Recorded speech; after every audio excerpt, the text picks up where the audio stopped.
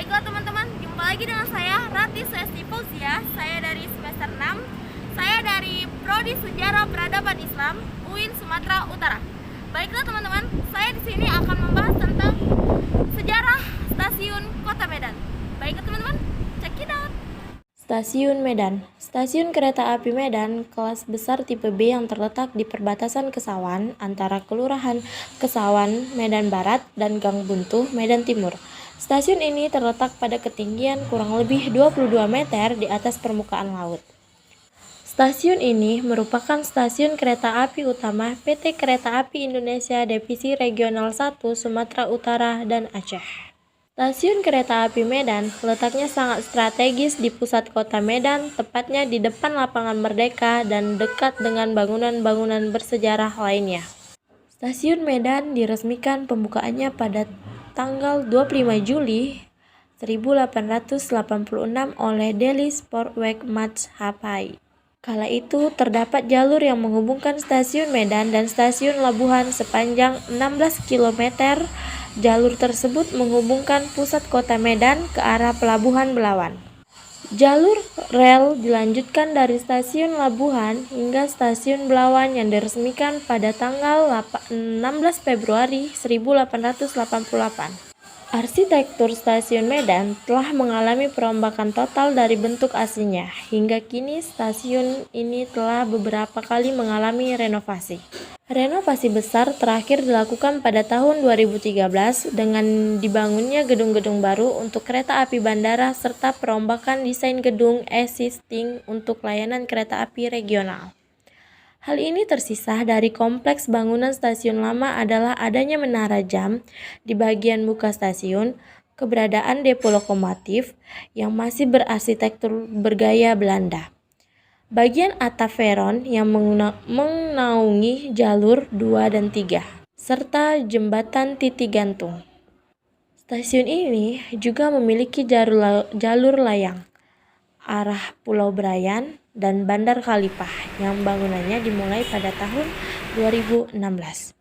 Bangunan dan tata letak.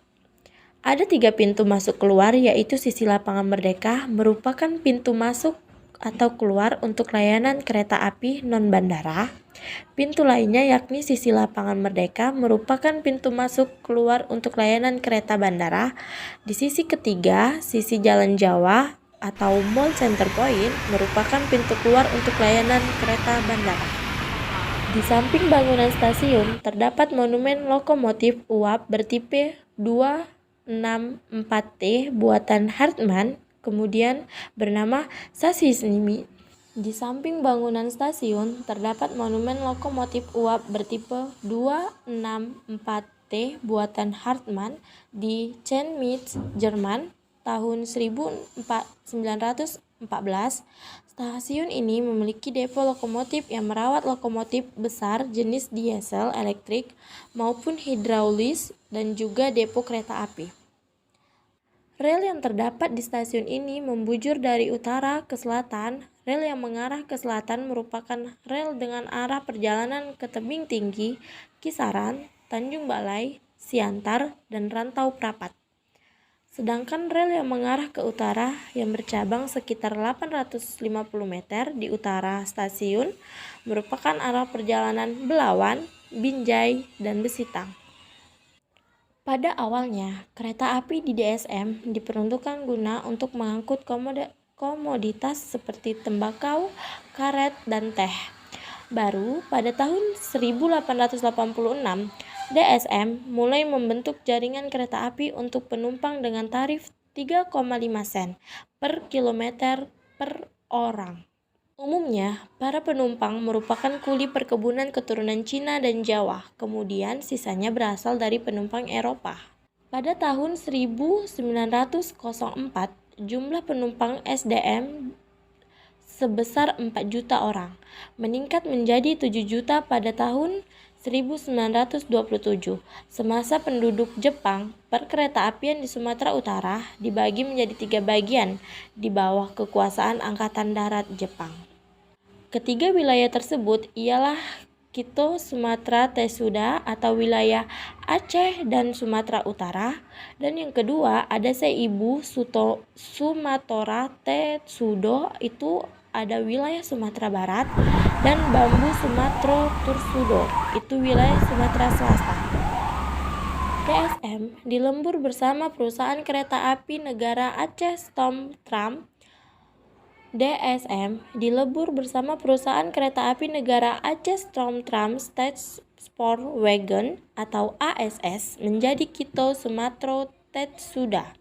Pasca proklamasi kemerdekaan Indonesia, pegawai kereta api serta pejuang mengambil alih perkeretaapian di Jawa dan Sumatera dari tangan Jepang. Puncaknya pada tanggal 28 September 1945, Balai Besar Bandung, kantor pusat PT KAI, berhasil menduduki pengambilan alih DSM sendiri dilakukan pada tanggal 3 Oktober 1945. Tidak lama berselang dibentuknya Djawat Kereta Api Republik Indonesia atau DKARI. Penguasaan jaringan kereta api di Sumatera Utara oleh DKARI hanya berselang sampai agresi militer 1 pada Juli 1947. Peristiwa tersebut memaksa jaringan kereta api di Sumatera Utara dioperasikan kembali oleh DSM. Kemudian, pada tahun 1663, DSM menjadi milik Indonesia secara de facto dan de jure. Setelah dilaksanakan nasionalisasi kerusakan Belanda, DSM beserta seluruh karyawannya digabung dalam jajaran kereta api atau DKA, menjadi bagian dari DKA Eksploitasi Sumatera Utara.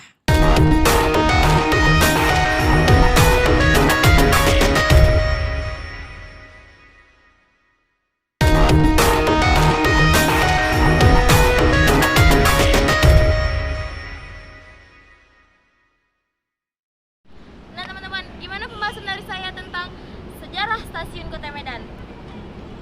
Sekian ya pembahasannya. Buat teman-teman, di masa pandemi seperti ini tetap jaga kesehatan dan